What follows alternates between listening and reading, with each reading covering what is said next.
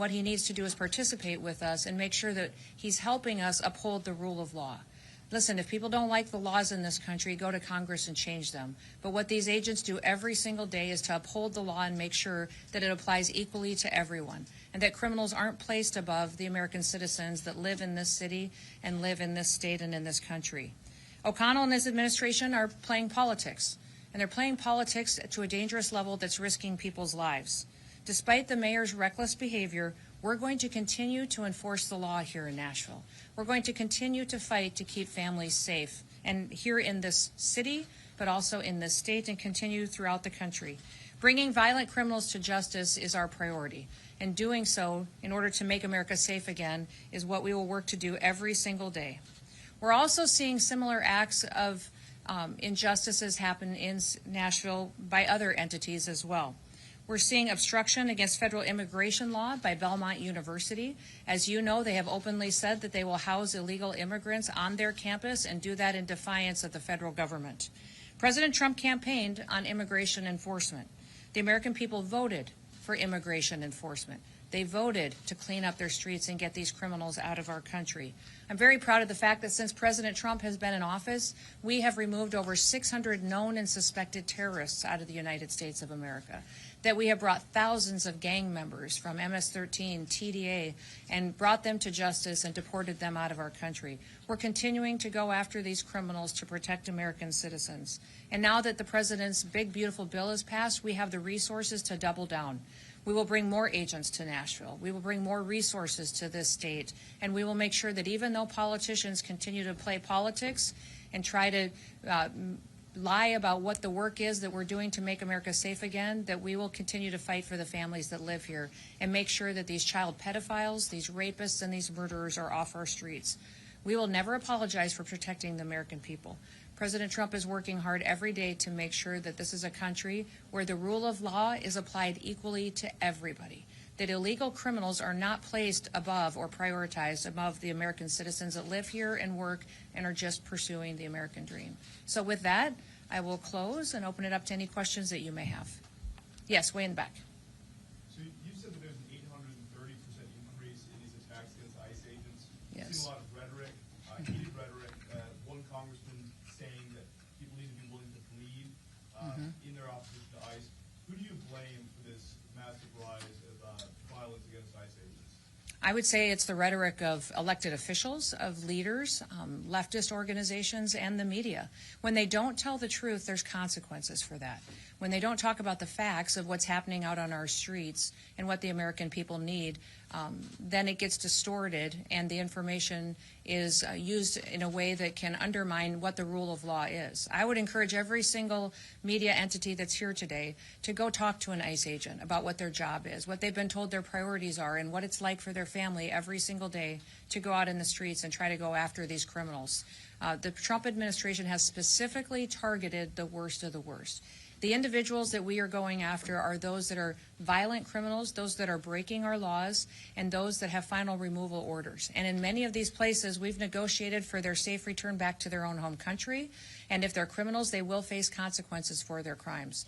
I'm grateful for the fact that we have a president that stands up for the everyday American, and I would be thrilled if people would talk about the fact that when you get a rapist off the street, how many families have we protected? When you get a murderer off the street, a pedophile off the street, look at the families that will never have to be victims because that work was done. Too much time is spent focusing on these criminals when you should be focusing on the people who have been victims in the past and the fact that we're stopping future people from becoming victims as well. Yes. President Noem, you speak of the worst of the worst that the Trump administration is going after. You see these four individuals who 70% of them say that ICE is picking up criminal convictions and charges. Why not release their names in the rap sheets and investigate? Well, many times the investigations are still ongoing, or they have lawyers where there's appeals going on, and so we follow the rule of law and give everybody their due process rights, but make sure that we're pursuing these criminal cases so that these individuals can face consequences for their crimes. This office here specifically is one of the most outstanding offices that we have in this nation for going after child exploitation rings and child trafficking and human trafficking. So I'm so thankful for their investigative work. They're breaking up trafficking rings that have been filtering internationally and have been using Nashville as a hub. I would encourage the mayor here to partner with them instead of fighting them, because by his rhetoric and by what he is requiring his city employees to do, and by not having the backs of these law enforcement officers, he's allowing more children to be trafficked, more children to be victimized, and more families to suffer because of his actions and his politics. But for those who are convicted and need to get deported, why not reduce their names in the rap sheet? Oftentimes they are. Oftentimes they are. And also we have security agreements that we have negotiated with foreign countries as well, their home countries. I've been to probably 10 different foreign countries that most of these illegal criminals have come from, met with their presidents, met with their leaders, and negotiated them sharing information with us. Extradition agreements. We want the data on who they know is in our country that's dangerous. And then also when we return someone back to their country that is a criminal, that is a murderer or a violent rapist or abuser, that they're facing consequences in their home country as well. And I would encourage everybody, there's a lot of things being said in the media. If there is someone that's in this country illegally and they're concerned about being here and interacting with our immigration officials, go home. You have the opportunity today to go back to your home country. If you go home, we will buy you a plane ticket. We will, when you land, give you $1,000 so that you can get started on your feet and provide food and housing for your family. And you have the opportunity to come back to the United States the right way. You have the opportunity to come here and to pursue the American dream. But if you wait until you get detained by our officers and get encountered or are surrounded by individuals who are breaking the law and get deported, you will never get the chance to come back to the United States of America. And many of the times when I've traveled to these other countries and visited with their presidents and their governments, they have established now programs to help support their citizens that are coming back to their countries. Many of these countries are setting up loan programs for houses when people come back, training for jobs that they need to have filled in their countries. They're giving children scholarships that are coming home so they can get an education and get their feet under them. So when you look at Guatemala, Honduras, Colombia, Panama, many of these countries, Mexico that I've visited, many of them are setting up programs so that when people do come home, that they have the opportunity to have a job and an education that they've never had before. And I'm proud of that work that's being done so that when individuals do things the right way, they can be rewarded for that. Yes. Madam Secretary, Tennessee has a lot of farmers that they rely on migrant workers to be able to yield their crops. So what's your message to them on what they should do? You know, what I would tell them is we've got visa programs that they can participate in to help them with their workforce issues. The H-2A visa program is under my purview, and I don't have a limit on how many of those I can issue. I would encourage them to reach out, and we can help them meet that workforce if the need is there. Many times there's people in this country as well that are looking to fill positions, but I will be very clear in saying that there will be no amnesty under the Trump administration. That individuals who are here illegally, we're hopeful that they will come and do it the right way, and that we'll make sure that we streamline and get rid of the bureaucratic hiccups and things that have slowed down the process in the past. We are streamlining the paperwork process and the application process so it's much quicker and responsive to the needs that farmers have. Yes. Because you singled out Kilmar Habergo, I want to ask you about some of the witnesses giving testimony against him. 3 of these people have been deported multiple times. Now they're receiving some kind of pardon to stay in the U.S. Can you talk about who granted these permissions and why is this allowed for some of these people who have been deported prior, who have been convicted felons, to stay in the U.S.? Yeah, no, I can't speak to the specifics of how some of the case negotiations have been conducted, but I am grateful that this man is being brought to justice.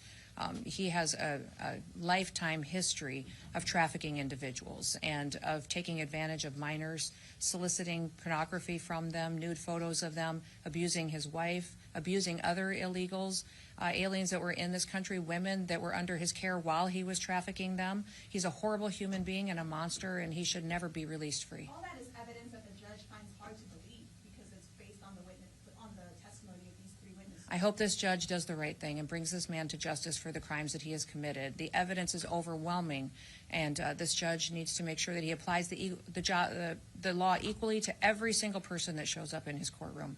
And then I do want to ask you, because ICE operations are taking place predominantly in Latino communities. Can you And I wouldn't say that's true. I would say that the media has highlighted operations like that, but we have operations ongoing throughout the country every single day in communities everywhere. So I could show that they're highlighted in Hispanic communities. They're highlighted in areas that we know we have investigative work and casework to show that we may have enforcement mechanisms that need to be put in place because we have criminal activities ongoing. Well, my audience is predominantly Latino, Mm-hmm. so they kind of every day say they're fearful because a lot of people have been targeted based on their skin color, not necessarily. That is not their true. legal status. And so that has been another false narrative that has been put out there in the media that I absolutely want to throw back at you and say that is absolutely false, and don't you dare ever say that again. We have judges out there and other individuals saying people have been targeted that way, and it's not true. Every single operation that we do on ICE is based on investigative work and on casework to show that there is a reason and reasonable suspicion to go into an area and to talk and look at individuals that are involved in criminal activity. So because that is a narrative that people have been out there saying doesn't make it true, and it should not be repeated. Yes. Two questions. First one, just you mentioned the budget increase. Mm-hmm. Excuse me, it's going to be coming to ICE.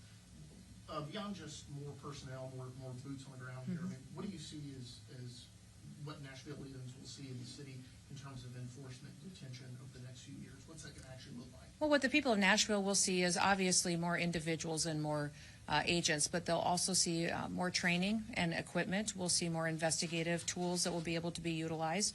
My hope is that we also get the chance to work with the Department of Justice to get more immigration judges. Many times we have individuals who wait a long time to get through the immigration process, and that is one of the reasons that people point to while people get anxious to come into our country illegally is because it takes so long to do it the right way. So not only do we want to get our casework when we bring someone into our detainment processed quickly so that we can get a decision made, but also those individuals who want to come here legally, that we have the opportunity to do so in a much more streamlined manner. Are we likely to see more facilities kind of erected here in Middle? I don't think we necessarily will see more facilities. What we need is when we have a city like Nashville where the mayor is playing politics and not necessarily there backing up our officers, you'll see more individuals to make sure that these officers are out on the street and have enough force to keep themselves safe while they do their work. And then just one follow-up on the due process. Mm-hmm. It's standard within law enforcement to release names and charges before people have gone through trial or through that legal process. I mean, that is part of due process. How can we, the press, and by extension the public, ensure that the federal government is ensuring due process if we're not allowed to know the names of these people and the charges? We are following due process on every single case. I'm not sure if you're talking specifically about a case or two, but I can follow up with you after the press conference and see if there's some you're not getting. But if we are not giving you names and data and information, it is because we are following the law and ensuring that every individual gets the due process that they need. Now, due process looks different based on what case it is and who the individual is, but we will continue to make sure that we're focusing on following the law and making sure we're bringing criminals to justice. Do you think we'd see more names released? We will release names as we are allowed to by the law. In the case of Kilmar Grego Garcia, there's been a lot of discussion on whether he will be deported if he's released ahead of trial. What's your perspective on whether to have him deported and potentially not stand trial because he'll be in another country? How would that work, and what's the perspective? He's standing trial now, and I hope he faces consequences for his crimes. And that will be something that we will be able to deliver for the people that have been victimized by him and his actions over the years. And then when that is done and that process is over, he should never be allowed to be free in the United States of America. So even if he goes home to his home country, my hope is that he will be incarcerated there for the rest of his life as well. Will he remain in the United States up until the point of trial? That's not under my purview, but my hope is that he would be able to face consequences for his crimes. Yes, ma'am. Thank you. Secretary, what do you think about the Dignity Act of 2025 that was released from Maria Salazar is from? Do you support it? Well, I've not read the act as she introduced it. I've talked to Maria extensively about it and her ideas in this legislation, and I think it's a great discussion for Congress to have. We'll continue to work with her and with the White House on what we can do to look at immigration law in this country and see what we can do to meet some of the needs that we have. Listen, immigration reform has been needed for many, many years, and I appreciate her and her leadership in bringing forward a bill that can start that discussion. Yes. Just talking about Kilmar Garcia, you've mentioned that he is, in fact, an MS-13 member. There was witness disputed that said that there were no signs or markings, and he was in fact an MS-13 gang member. So what criteria has DHS used to in fact label him an MS-13 gang member? There's a large case built against Abrego Garcia, and people will continue to see that throughout trial, and they'll continue to see that throughout this case. I will say that him consistently being surrounded and working with those gang members to traffic individuals across the state for many, many years, and working in conjunction with them and targeting individuals of rival gangs against MS-13, and even helping to help facilitate the murder of a mother of one of the rival gangs that is opposed to MS-13. All of that builds into a case of work that has been done for many years against this individual. He is a monster, and he is tied to a terrorist organization that has perpetuated violence against human beings for many, many years. My hope is that he will stand trial and get the consequences of his actions, and that justice will be served for his victims. And you brought up Nashville Mayor Freddie O'Connor, that he's been going after ICE agents. I had an interaction with him when he said the real concern is not releasing the names of ICE agents, but the... No, that is a real concern. It is a real concern that he has jeopardized them and their families. They face violent acts. Their families are targeted. They're doxxed. Their personal information is put out there, and people are treating them horrifically. And he needs to stop and knock it off and grow up and act like a leader and start sending his law enforcement officers to have our backs. Because what we are doing is upholding the law. We are upholding the law every single day. If he doesn't like the law, go change it. Go to the federal government and change the law. But what we are doing here is making our streets safer for the people of Nashville, and the people of Nashville overwhelmingly support getting criminals off of their streets. He should be helping us do that. Well, he's saying that the unmasking of that ICE agents need to be unmasked, that's the real concern. So Mayor O'Connell's much more worried about victimizing our law enforcement officers than he is going after criminals? This guy's priorities are completely screwed up, and he doesn't deserve to be a mayor. He doesn't deserve to be in office. Yes. Secretary, do you have any specific information you can share with us about the number of additional agents or the additional resources you plan to bring to Nashville or Tennessee? Well, that analysis is getting done. We will have dozens of more officers and agents that will be here in the Nashville area. And we will continue to make sure that there are resources not just in Nashville, but throughout the state, and also this office covers Kentucky as well. So we will do an analysis of where we see criminal activity and where we need those individuals to make sure that we can have people go forward and do their operations and do them safely. Clearly, when there is a sanctuary city or there's a sanctuary state, we're going to have to put more federal officers there, because there's not a cooperative agreement with the local and state law enforcement that has their backs and allows them to conduct their operations safely. So when you're looking at a city like New York City or Nashville or Chicago, Illinois, we're going to have to put more federal officers there in order to run our operations safely. But we have over 800 agreements across this country with other city, local, and state officials that partner with us every single day.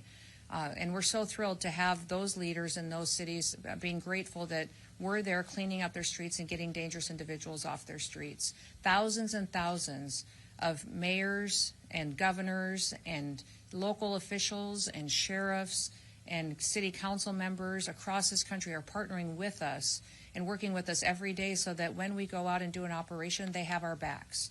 And they're helping us secure locations, and they're partnering with us. It's unfortunate we don't have that kind of working relationship here in Nashville.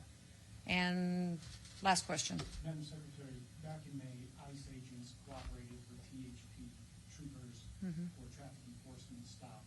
So far, we've been blocked by local and state authorities to look at biographical data for those people to ensure Hispanics weren't unlawfully being targeted. Will ICE release that data if locals won't? Do you have any indication that anybody was targeted just specifically because of what their race or creed was? CAD reports that I have right now on those show disproportionately Hispanic people being stopped and detained. Every single enforcement action that we have, every single enforcement operation that we have conducted has been based on a casework and investigative reports on criminal activities and where we know that there is those types of things going on and individuals are located. All right, good.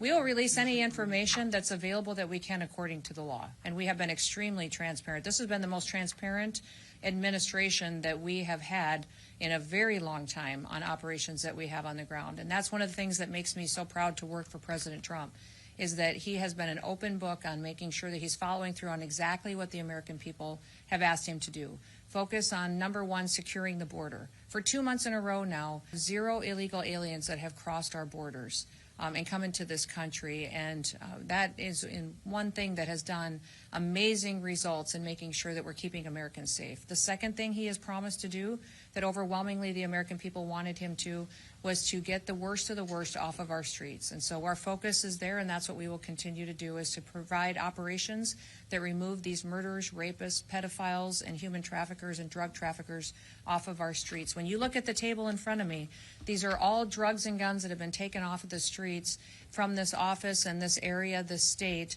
that are no longer out there killing our children, that are no longer out there perpetuating drug addiction and splitting up families and conducting violence on the streets.